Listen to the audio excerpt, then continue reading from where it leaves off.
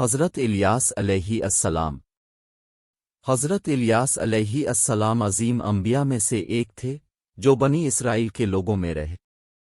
اللہ کی عبادت کرنے اور لوگوں کو راہ حق پر لانے کا ان کا مشن تھا۔ پیدائش و تعلیم۔ حضرت الیاس علیہ السلام کی پیدائش کا وقت اور مقام مکمل طور پر واضح نہیں ہے، مگر یہ معلوم ہے کہ وہ بنی اسرائیل کے ایک متقی اور نیک خاندان سے تھے۔ انہوں نے اپنی ابتدائی تعلیم گھر میں حاصل کی اور اللہ کی عبادت میں مصروف رہے۔ دعوت و تبلیغ۔ حضرت الیاس علیہ السلام نے بنی اسرائیل میں دعوت دینی کا کام شروع کیا جب لوگ اللہ کی بندگی سے مراد ہو کر بت پرستی میں مصروف ہو گئے تھے۔ انہوں نے لوگوں کو توحید کی دعوت دی اور انہیں اللہ کی عبادت کی طرف مائل کیا۔ معجزات۔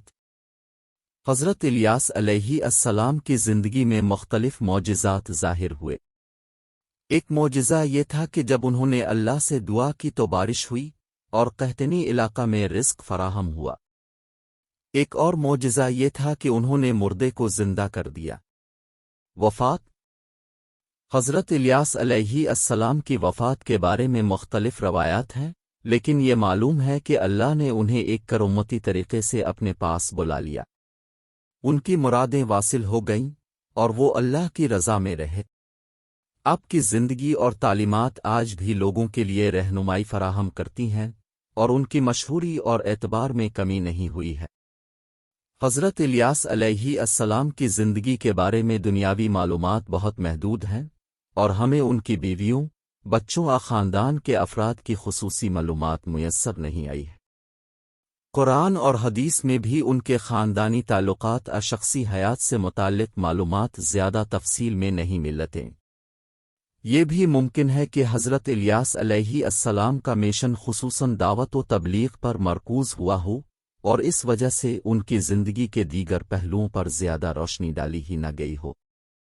ان کی زندگی میں اللہ کی بندگی، عبادات اور لوگوں کو صحیح راہ دکھانا مرکزی مقام رکھتا ہوگا۔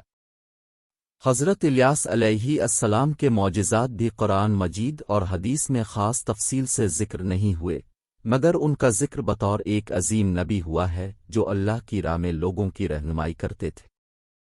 تاریخی مواد اور بعض دیگر مذاہب کی کتابوں کے مطابق حضرت الیاس علیہ السلام نے مختلف قسم کے معجزات دکھائے تھے۔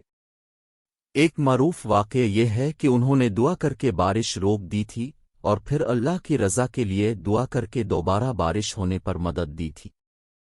اس کے علاوہ حضرت الیاس علیہ السلام کو موت کے بعد زندہ ہونے کا شرف بھی حاصل ہوا تھا اور یہ بھی ایک عظیم معجزہ ہے۔ یہ چند مثالیں ہیں، مگر ہمیں یہ یاد رہنا چاہیے کہ حضرت الیاس علیہ السلام کی بڑھتی ہوئی قوم کی رہنمائی اور ان کی بے لوث فلاحی خدمات ہی ان کا سب سے بڑا معجزہ ہے۔